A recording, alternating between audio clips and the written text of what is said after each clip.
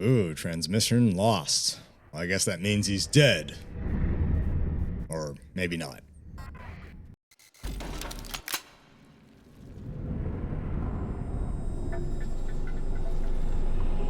Where are we? Well, there's a dead guy right there. Dear God, we've woken up in the Cortana mission of Halo 3. I think the building that we're in collapsed on us.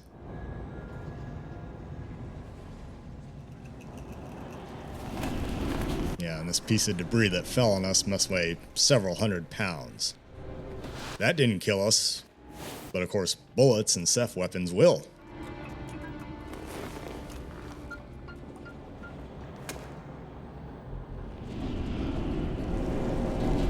Hey, the Nova pistol. We haven't seen this in a while.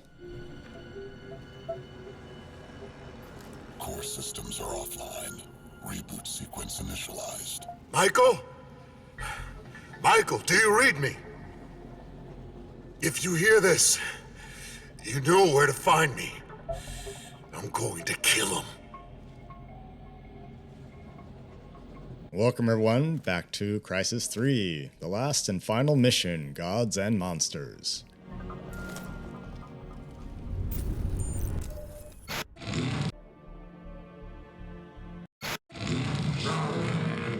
We need to evac before Archangel wipes us all out. Let's move. Let's take out these alien fucks first. Fucking die!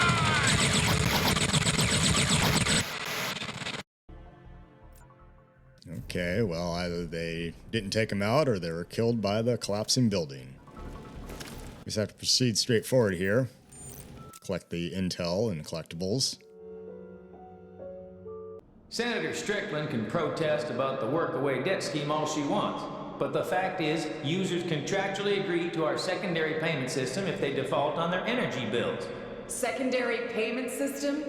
People on this program work for Cell to clear their debts, but the rates and deductions are calculated so you can never pay back what you owe. Workaway debt means one thing: Cell own you for life. I think she's saying it's unfair. It's like slavery, huh? Indentured servitude.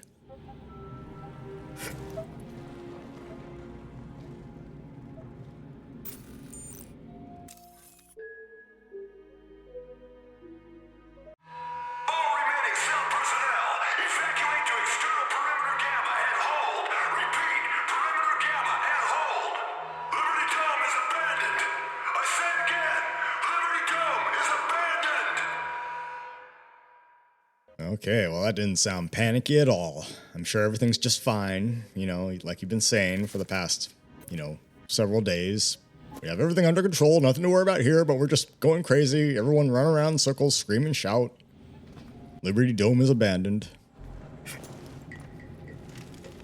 Yeah, how'd working with the Ceph work out for you guys, huh?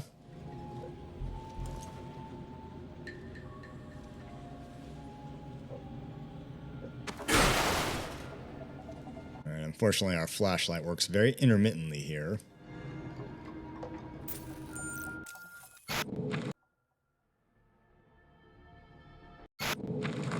We made it! We made it! We gotta regroup. Link up with anyone who's left.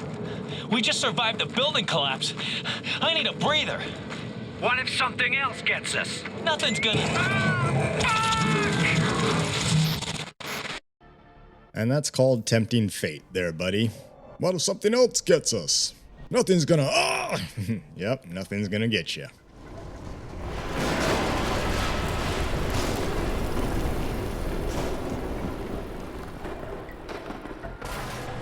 Alright, hey look, a traffic cam. Speed limit 25. Let's get ourselves a ticket. I spoke to Prophet. I think he's losing it. Whatever happened inside that sphere really shook him up. Get out of my head.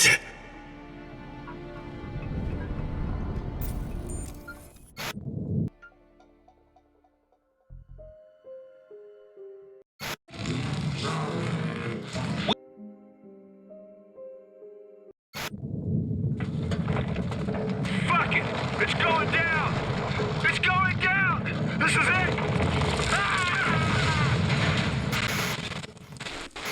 Couldn't have said it better myself, buddy.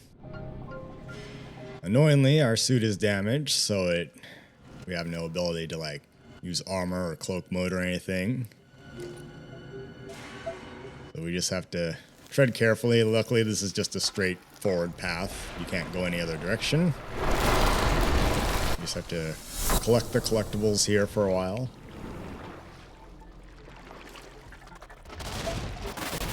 We have fallen even deeper underground now.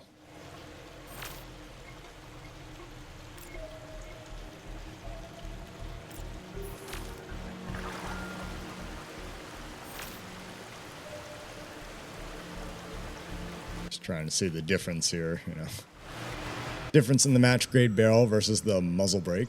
They think I'm the Alpha Ceph. You're losing yourself to the Ceph! The Alpha Ceph.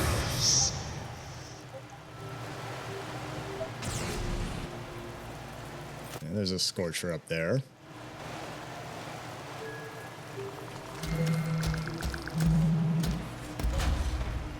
Completely gone right now. Just up and vanished. Oddly enough, there's like these caverns down here. Yeah, just underneath the city for whatever reason.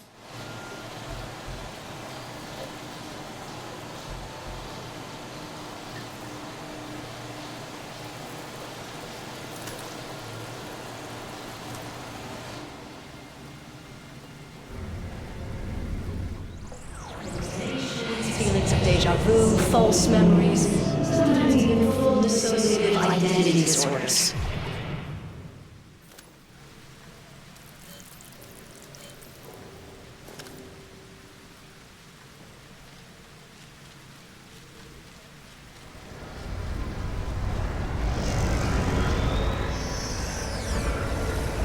Wow, there appears to be another huge Ceph structure or Ceph ship here underground.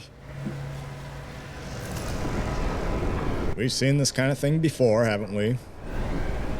We've just entered H.R. Giger's twisted mind again.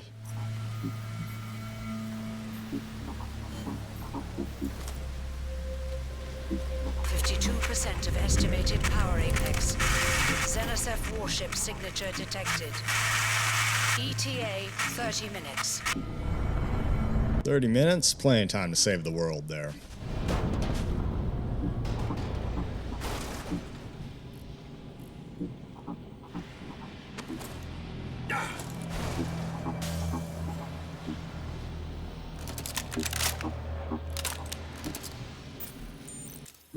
Alright, colonization stage 3.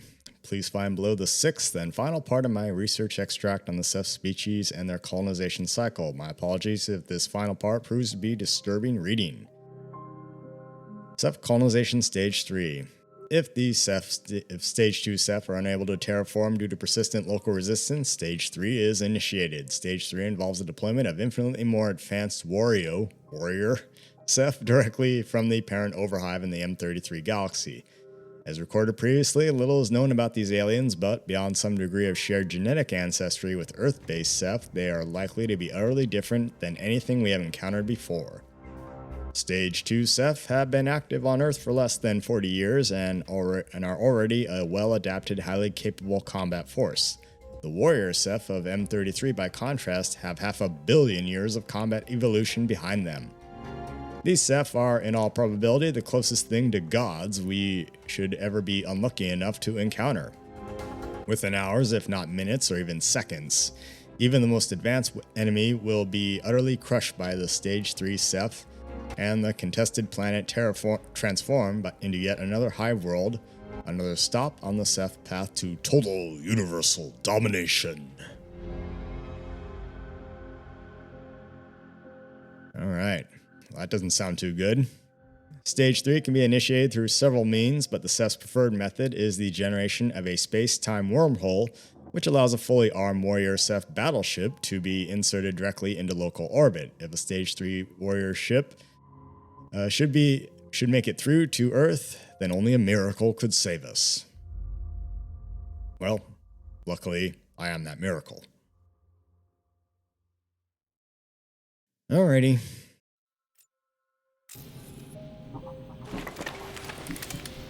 Well, let's collect our ammo here and our last nanosuit upgrade kit. And we can buy our last upgrade. Threat detector. Alright, this gives us all the modules. Only a handful, which I still find really useful.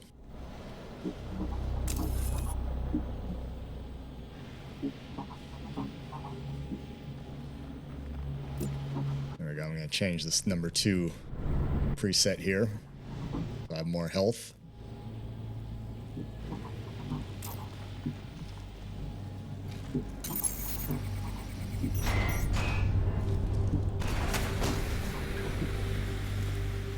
Alright, hey, a mic. First time we've seen this weapon in this game. Unlike the previous game, you can actually collect special ammo and reload the mic guns here. Again, it's just a big microwave emitter gun, which will cook the Ceph like jelly.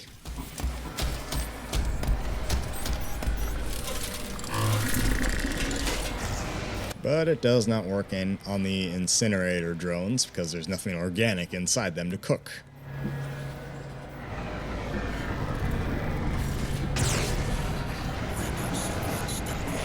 Enter the labyrinth and confront the Minotaur.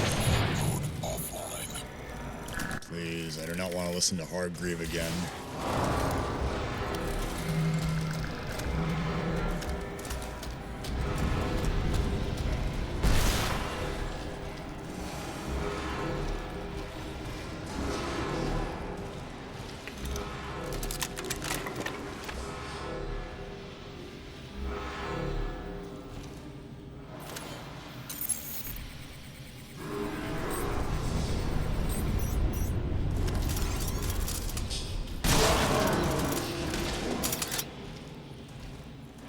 I should also mention these Ceph weapons have alternate fire modes as well. So this Reaper cannon, the alternate fire mode, instead of like a minigun, is basically a big old shotgun. A Ceph shotgun, if you will, which isn't terribly useful.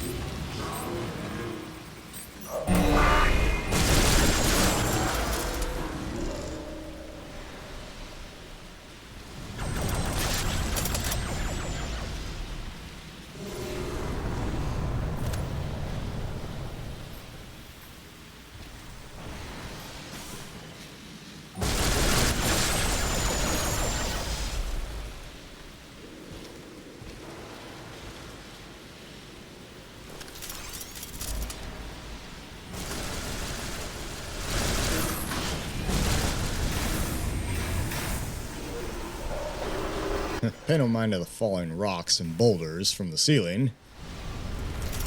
They actually won't hurt you, so you don't have anything to worry about. We gotta get up to these mine carriers. Those are our initial objectives.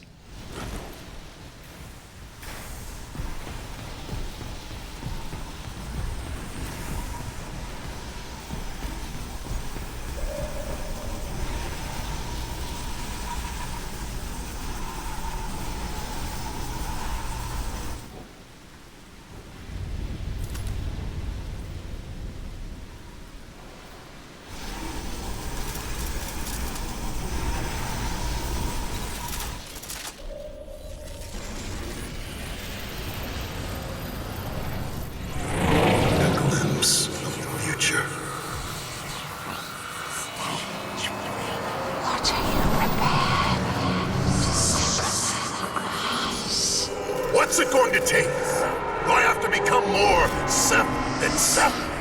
What are you going to do then?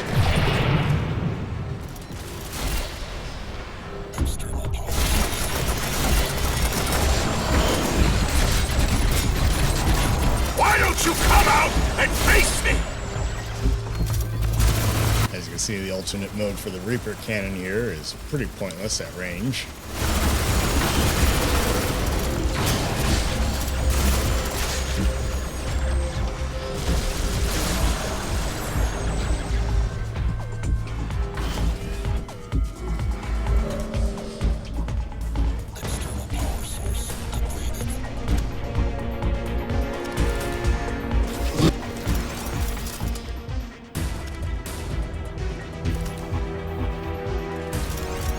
Power.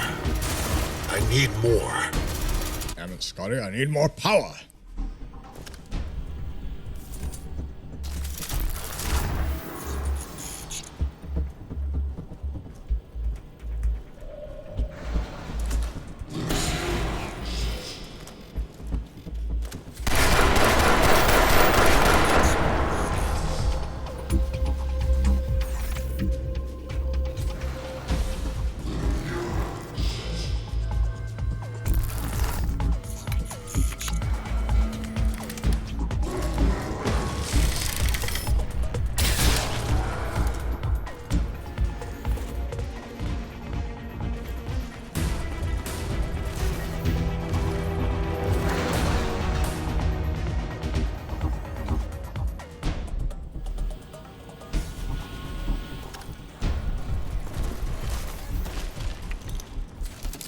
Liberty beam, 61%.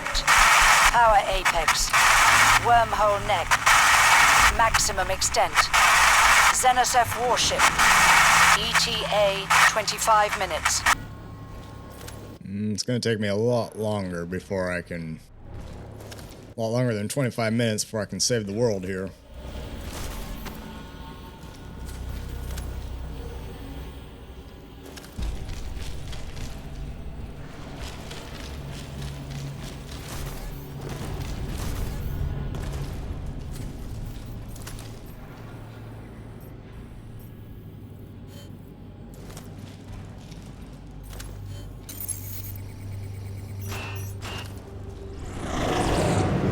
We triggered a fundamental change in our nature. There was no other choice. We'd have to become them.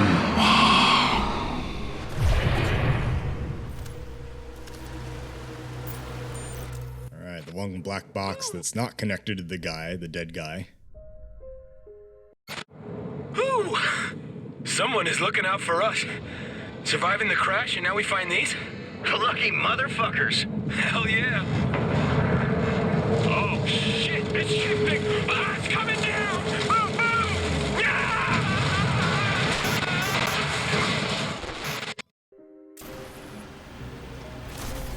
move. So much for dodging a bullet there, huh?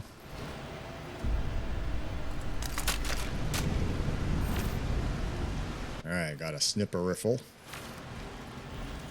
That'll help us because in this next section, we got a lot of enemies to deal with. Yeah, head deeper into the cave. A mind carrier. I can use their power against them.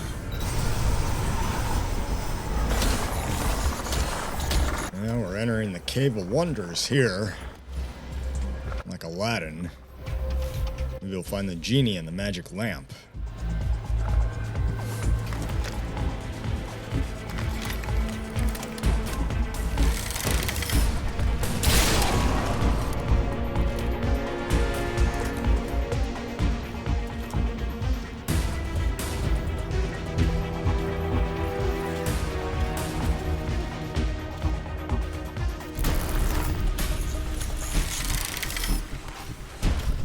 Dang it, missed.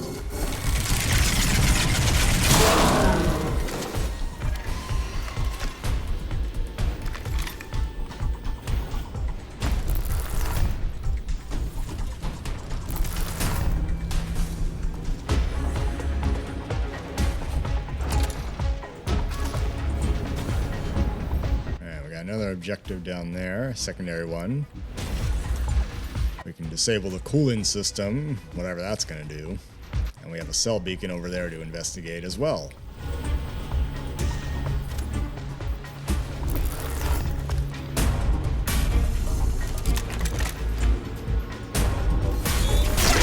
You go away. Oh, and we'll throw a grenade.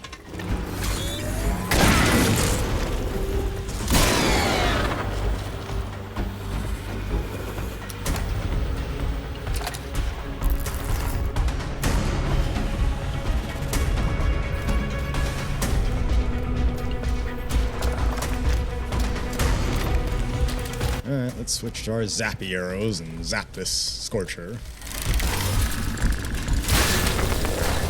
That does it.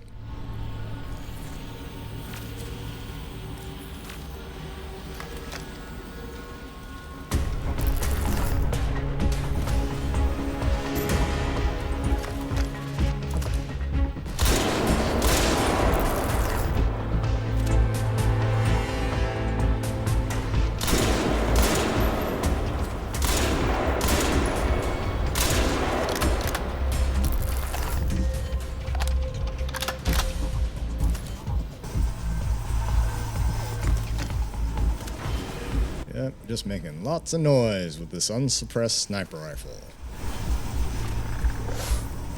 Didn't I just kill those guys over there? I don't have a ton of terribly enthralling commentary in this mission. As usual, what happens with a lot of LPs and of my games is that you say everything you want to say throughout most of the game. Hey, there's some Grendels. And then by the time you reach the last mission, you're like, yeah, this, that, and the other, blah, blah, blah.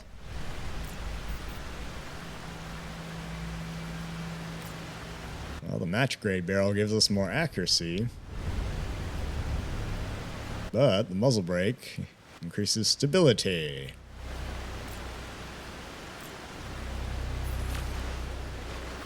Alright, yeah, we'll go with muzzle brake. Why not? Worked for us so far.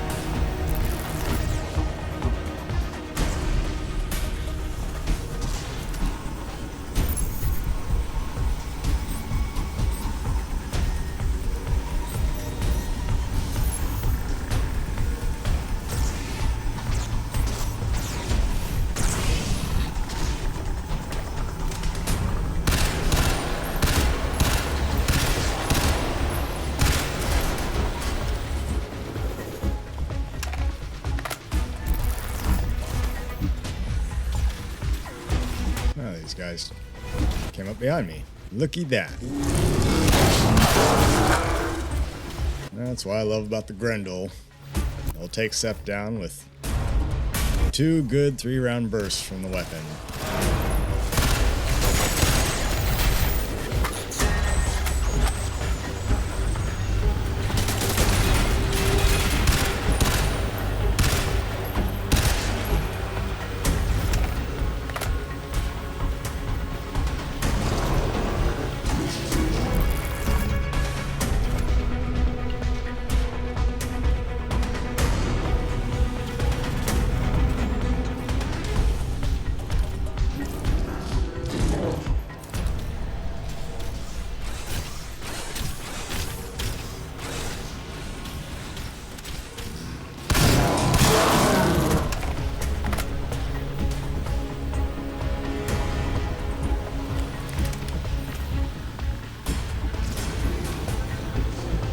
deal with this Scorcher from here.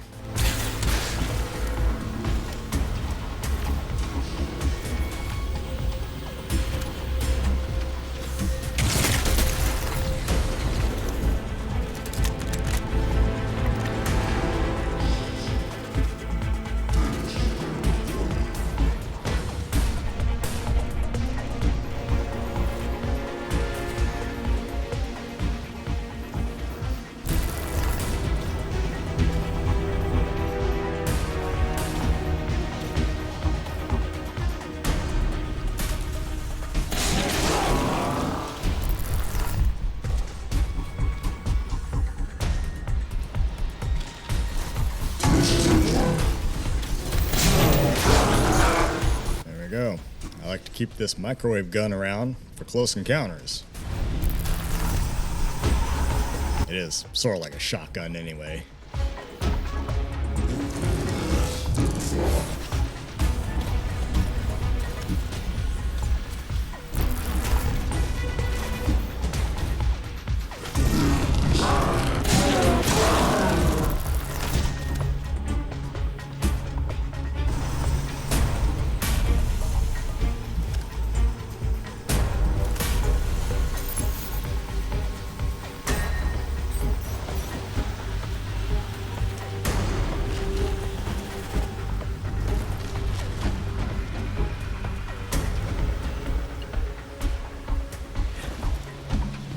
Gotta be careful. We gotta do some parkour here, leaping down to get the secondary objective.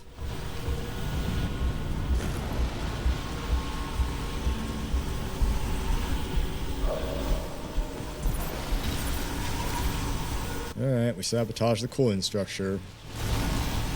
Whatever that did.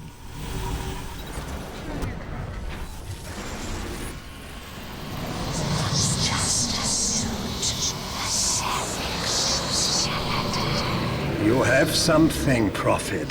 Something the Ceph will never have or understand.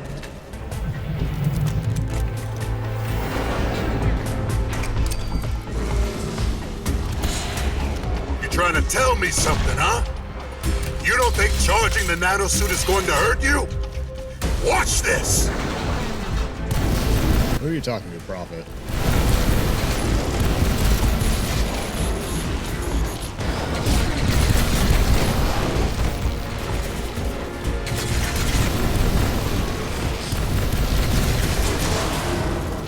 Must be another mind carrier nearby.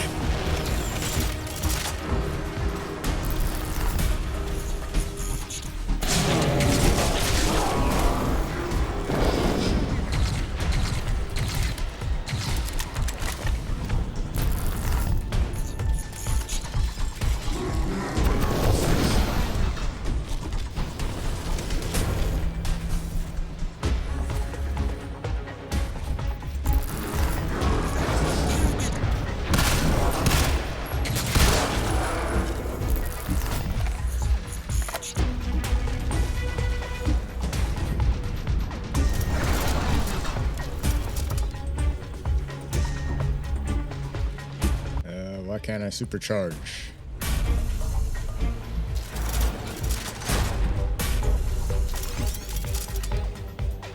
Yeah, whatever. Alright, moving on.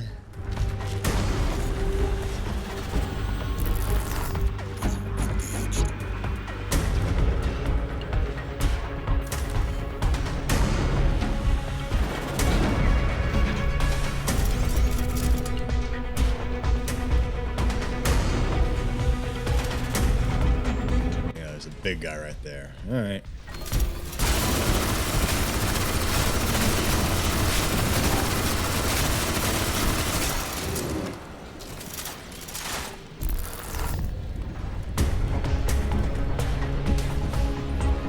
Unity beam now at 81%.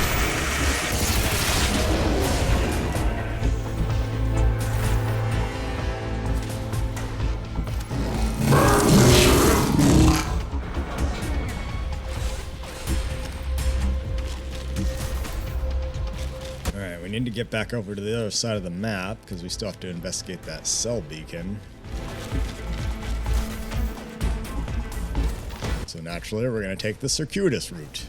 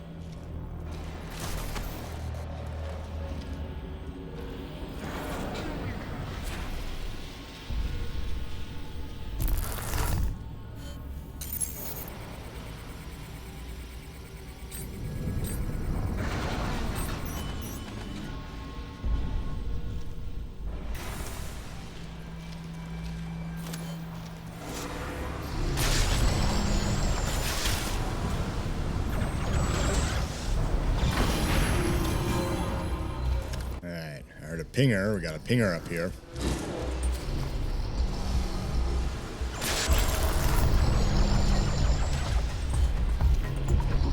And we have some of those cell mobile defensive thingies. That'll distract the pinger. Yeah, I saw that data pad. Unfortunately, I neglect to go back and get it. It's essentially part of Dr. Keen's study.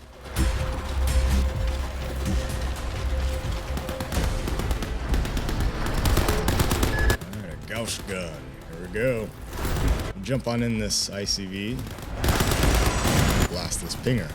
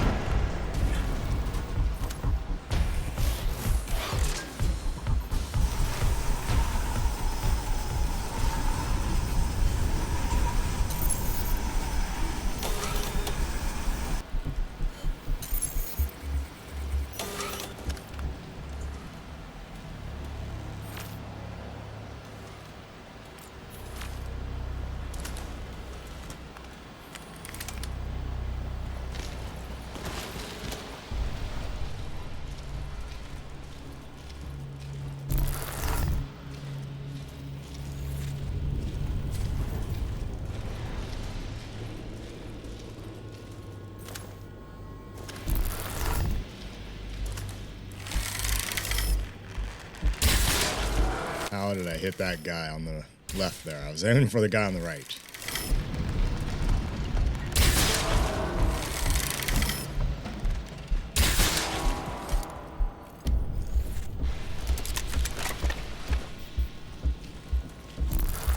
Alright, one more mine carrier to get.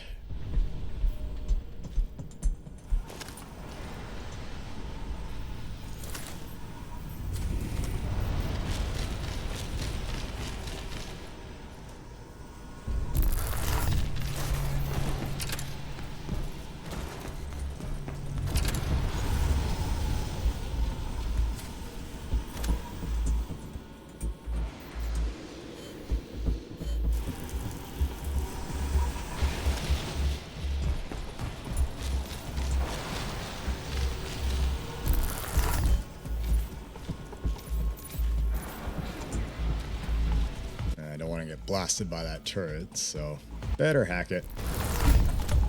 Because why not?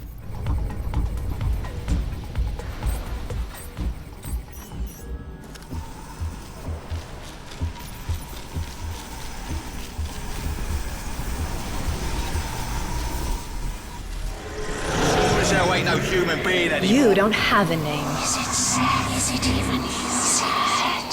Recombinant. Jesus Christ, look at you now!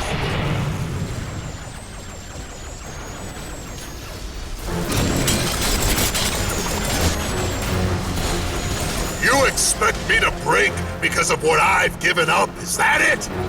Let me show you what this machine can do. That's right, Prophet. Get mean and angry. Rage against the machine, huh?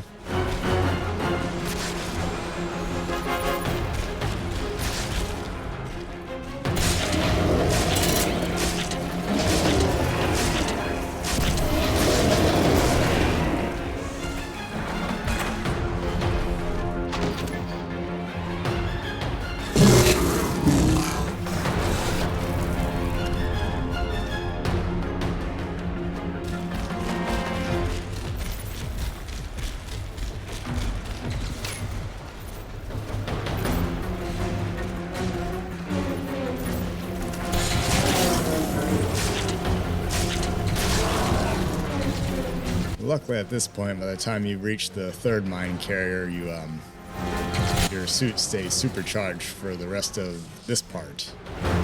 It doesn't actually drain. How convenient. Not that the opposition you're facing is any different than before, but it helps.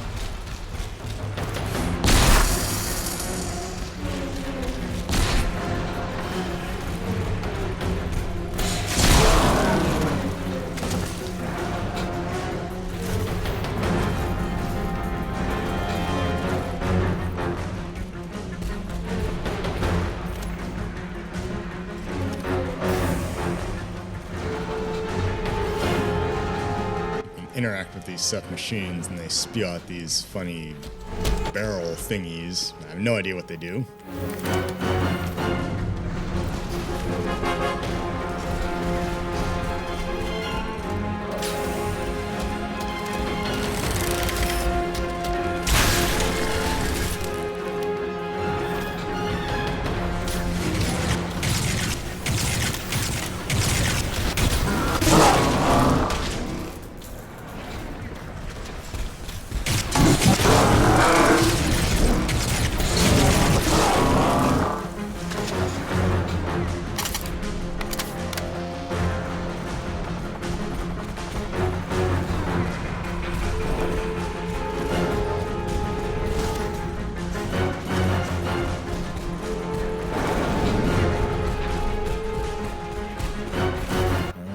Get to the beam.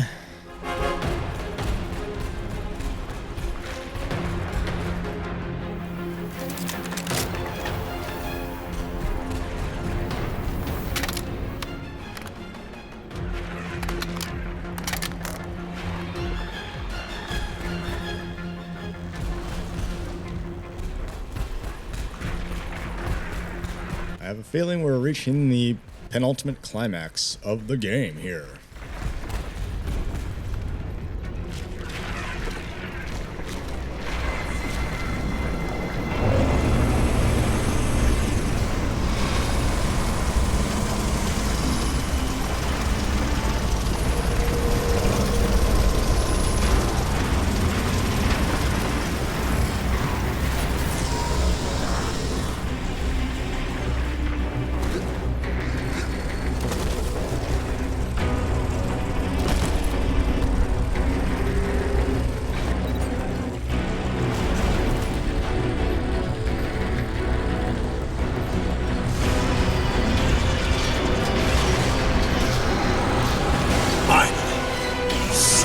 bitch.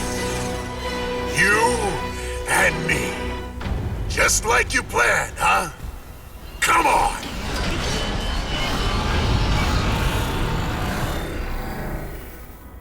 Alright. We now have to destroy the Alpha Ceph. The Alpha Omega Epsilon Uber Ceph monster thingy, which is basically a giant snake with 3 big drill bits on the end of it. So what we have to do is we have to tag its weak points, 3 of them. We're gonna shoot at him, and yes, you do have to actually just shoot at him. Finally, you son of until he reveals the glowing orange parts of it. You destroy each of these 3 weak points. like you planned. Each time you do, he's gonna grab you. You use the force to disable him. And then you do that 3 times, and he dies. You gotta be careful when he does that drill bit thing. Comes at you, and there's no way to survive it. It's a 1-hit kill, regardless of whether your suit is supercharged or not.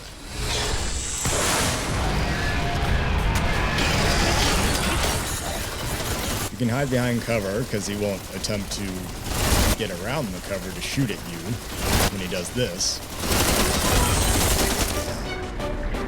When you see the orange thing like that, you shoot at it.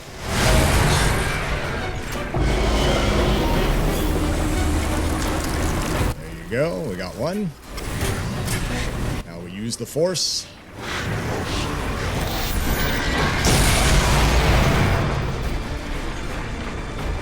No, this suit is mine.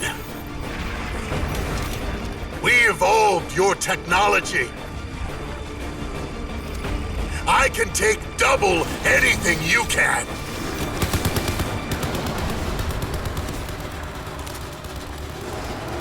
Alright, gotta do that 2 more times now. Hopefully we have some turrets here we can activate, which will help defend against the Ceph troopers that come in after you destroy that one of those drill thingies. Also helps to mark where the heavy weapons are, like the X-Pac mortars and the Reaper cannons, as well as the batteries in this area. Let's do this.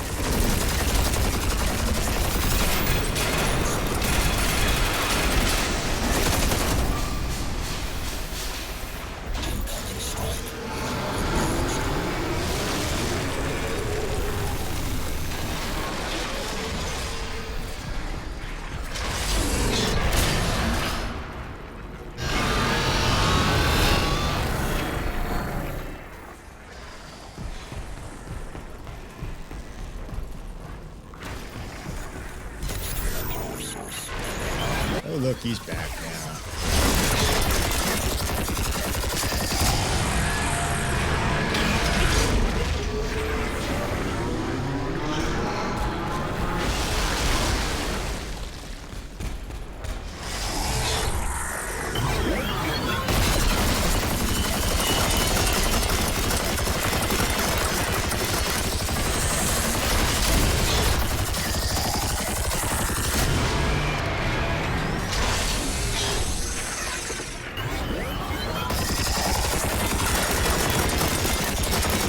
I'll be told that it's not a super hard final game boss, it's just kind of annoying. You know, based on the way you fight this thing, it almost reminds me of the Ceph Warrior ship at the end of the first game. You're on the aircraft carrier on the flight deck and you fight this thing. Gotta hit its weak points. Take out the guns. And you hit it in the center when its weak center point is exposed.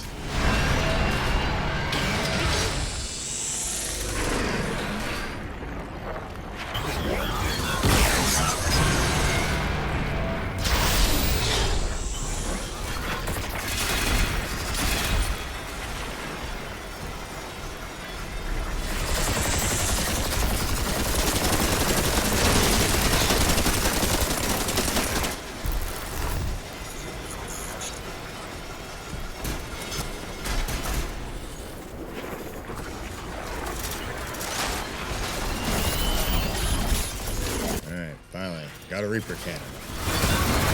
Do some damage.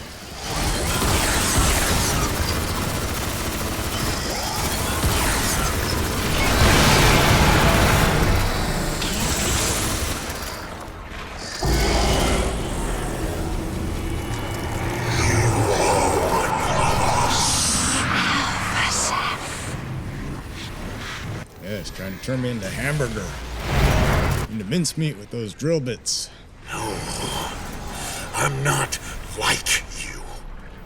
Not like you at all. Alright, one more to go. I'm better than you. Let me show you what I can do.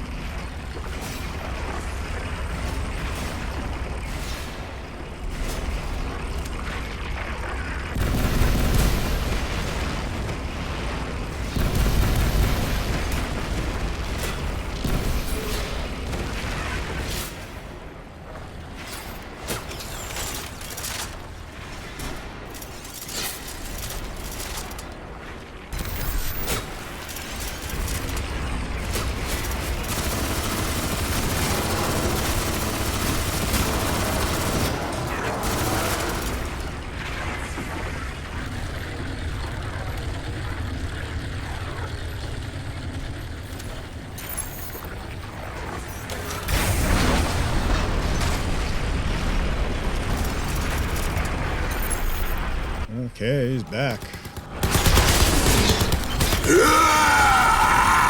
Let's try to finish him with a fatality.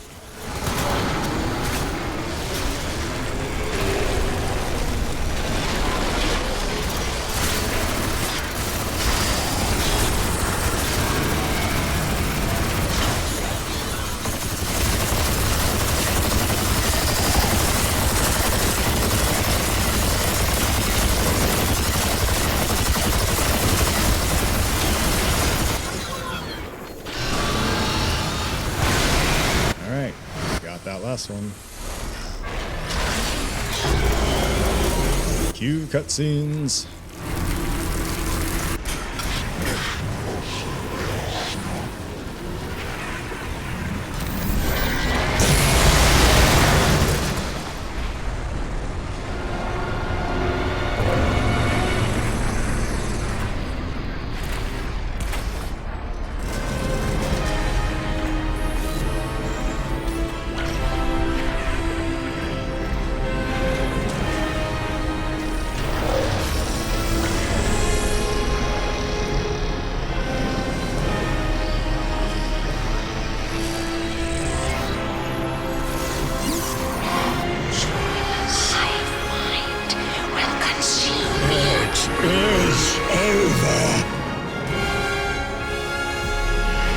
It's all yours, boss! Michael!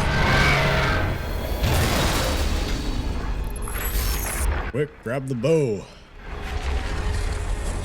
This one's for Raptor Team, you son of a bitch.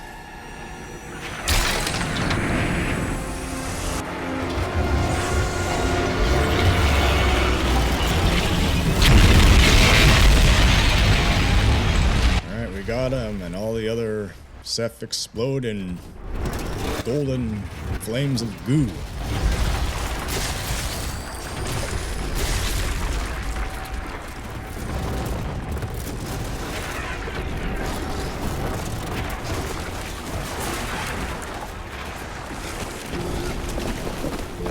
Michael! Michael, get out of there! I'm trapped. This fucking harness is stuck.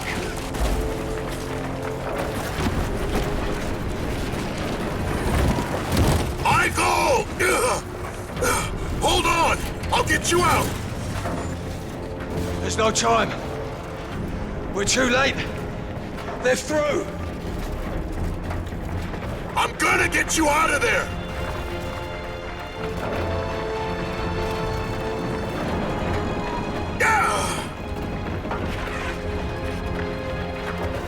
Prophet! Bud! Hold on! Michael! The suit! I can't... Damn it, Barnes! It was never just about the suit! Barnes! Barnes! What are you prepared to sacrifice?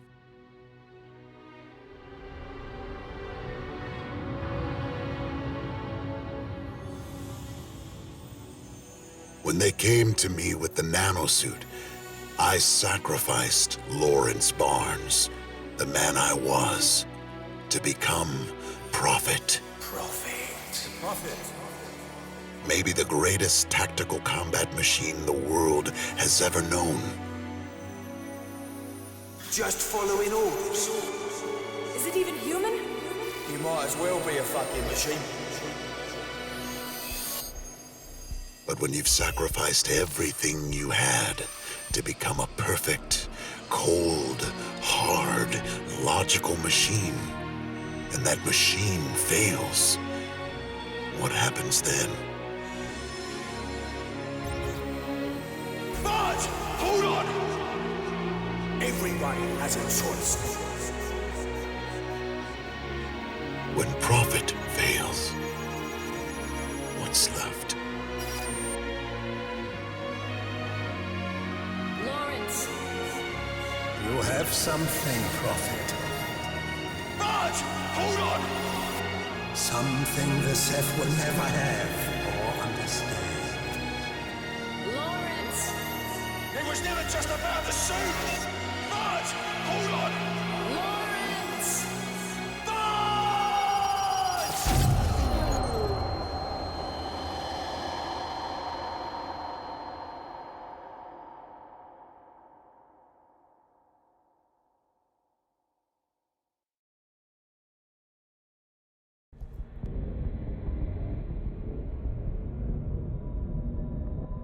No! The nanites in your suit are free. They can transform into anything, any form imaginable. Archangel. Total orbital annihilation. Alright, we're gonna do a patriotic leaf off of the American flag to this conveniently placed Archangel killsat and blast this thing. Luckily, we're in orbit right next to it.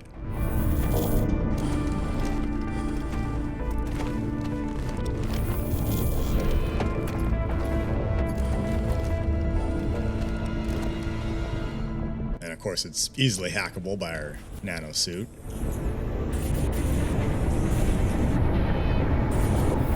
We have to guide it with the WASD keys to the very dead center. It's a little janky, but...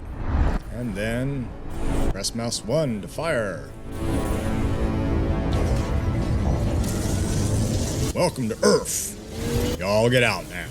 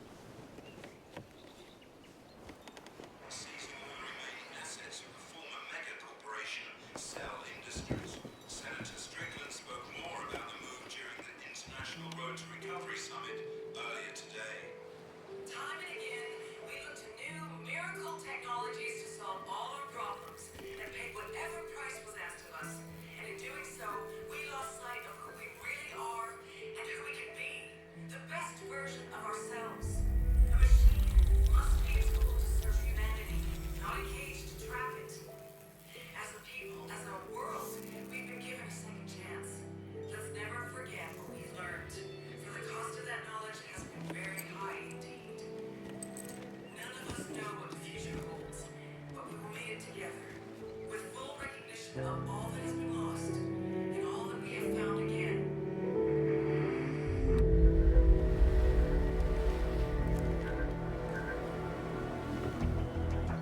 First week of boot camp, they taught us a lesson. A good soldier knows there's only one thing he can rely on when the chips are down. Not his cutting-edge intel, not his state-of-the-art equipment, not his top-of-the-line weapon, just himself. Took me a long time to remember that. For now, the war is over. I made mistakes along the way, but after all, I'm only human. My name is Lawrence Barnes. They called me Prophet. So he became the nanosuit, and the nanosuit became part of him. And he retired in that hut on Lingshan that no man passed by in the first mission of Crysis 1. Remember me.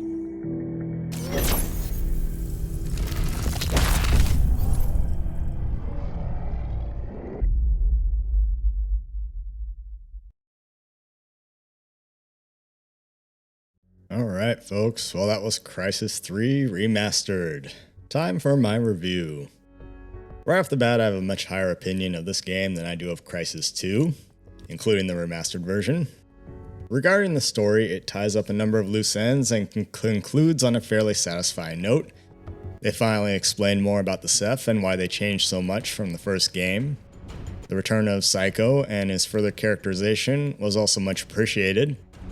As I've said, he's probably the most well-developed character in the entire series, especially if you played Crysis Warhead. It's almost as if they wanted Psycho to be the main character but got confused or something. I'm glad they got rid of Alcatraz and continued on with Prophet instead, or at least a version of Prophet, since it's not the original Prophet, that is. One odd thing is the massive 20-year time jump between Crysis 2 and 3. A lot seems to have happened in the intervening years, but not much is really explained unless you read the tie-in novel. Again, like Crysis 2, why can't they just give us a straightforward explanation in the game, or at least a cutscene? Like, how was Prophet captured in the beginning? How did Cell contain the Ceph? What happened to Tara Strickland, Nathan Gould, and Colonel Barclay? Where on Earth is Nomad, and why is all his information redacted from the logs? This is just speculation, but, you know, is he going to return in Crysis 4 now that they're making that game? I just don't feel that there's really enough context given to pull off such a large time lapse between Crysis 2 and 3. It also became a bit tiring to hunt around for the data pads to gain insight into the backstory. I mean, really? I mean, text logs as expedition is overused for video games, especially when the time when this originally came out, so it's kind of a cliched trope at this point. There are better methods of storytelling. Also, a longer story arc would have been nicer, and as it stands, the campaign of this game is really only about like 5 or 8 hours long. Maybe the strange story arcs between these games can be explained by the fact that each game had different writers, but thankfully the writing in Crysis 3 I found was a lot better and more mature than Crysis 2. Another odd story element was the skinning of the nanosuit soldiers. This is established in Crysis 2, where you're taken to the skinning lab and the mission masks off. But as we saw at the beginning of that game, we saw Prophet's body on the floor, and he seemed to be wearing some sort of full body undersuit, implying that he simply just took the suit off, and that it had not physically bonded with his skin. Of course, in Alcatraz's case, the suit was literally growing into his wounds and his broken body, so for all intents and purposes, the suit itself, in Crysis 2 and 3, just has a dead body in it, but Prophet's consciousness.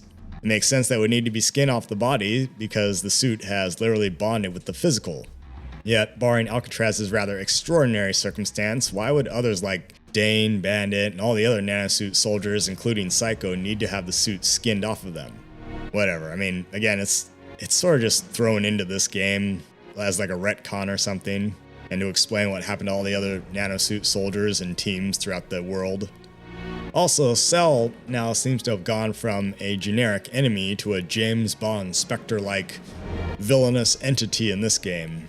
But the black box audio logs for them did give them some more characterization this time around, which was also appreciated.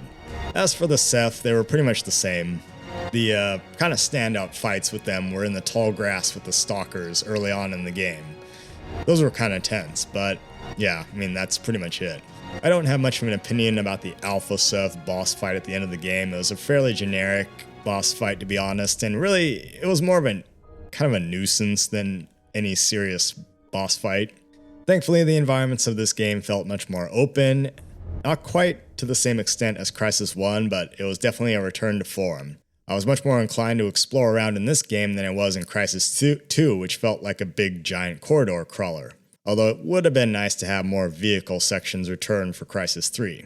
The deeper nanosuit customization was also well liked, and I like that you did not have to run around and collect the nano catalyst sparklies like you did in Crysis 2.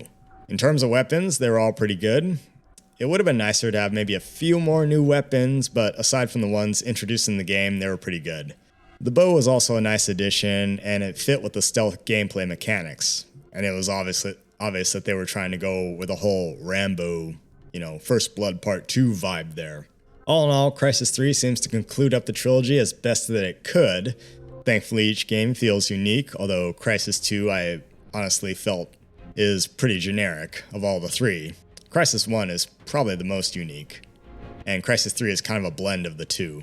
I do wish the story throughout the trilogy was more consistent. In fact, I feel that Crysis 2 in a way needs a rewrite altogether, if not only to make the characters and the dialogue less silly and juvenile.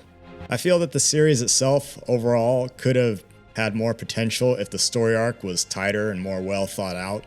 There's nothing inherently wrong with the gameplay mechanics or the graphics of these games, but honestly I think overall as a trilogy the story holds it back by being told in a rather hodgepodge scatterbrained manner.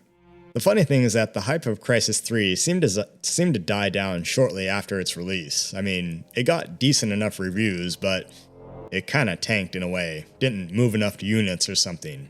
The first game of the series, Crysis 1, was infamous for many years for pushing the graphical capabilities of PC systems. Similarly, PC gamers needed a pretty decent rig to run Crysis 3 back in 2013. In a way, the Crysis series kind of fell victim to its own hype, which was based mostly around its graphics.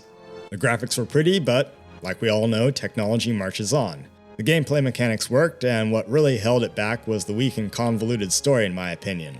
Had the story of these games been better told, then I think they would have made an even bigger and more lasting impact. Like Crysis 2 Remastered, the remastered version of Crysis 3 doesn't really change my opinion on the overall game. It literally just updated the graphics with things like ray tracing and DLSS, and allowed the game to run smoothly on modern systems. Funny enough, Crysis 3, being the newest as of 2024, needed the least amount of updating, and I'm hard-pressed to see really significant graphical differences between the original and the remastered version. But hey, at least it was optimized. Anyway, so Crysis 3 Remastered was a nice return to what made Crysis 1 so cool all those years ago. Not quite as good as the first game, but definitely a step up from Crysis 2. And overall, as I originally thought of Crysis 3, when it first came out, I'd rate Crysis 3 Remastered as a good 7.5 or maybe an 8 out of 10. Alright, well that's my review, so I'll fast forward through the end credits here, and we'll see one more little stinger cutscene at the very end. See you guys for the next game, whatever and whenever that may be, and perhaps, possibly, maybe for Crysis 4, if that ever comes out.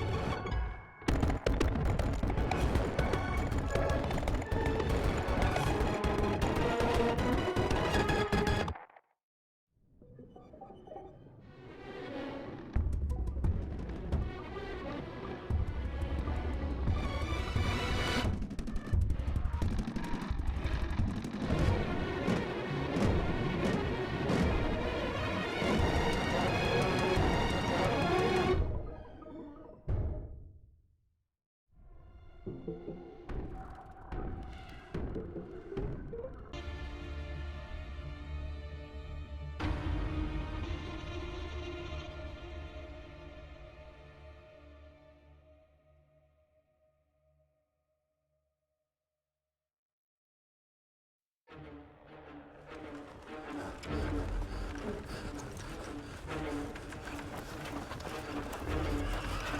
shit, what was that? Can you see anything? Move! Move, move! Watch the door! Watch the door!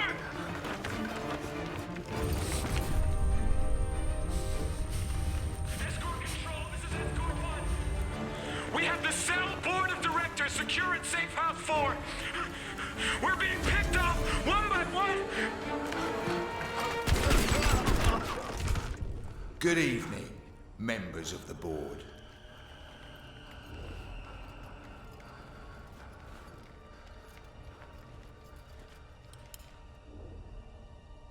I was a guest at one of your hospitals a little while ago. And I'd like to make a complaint.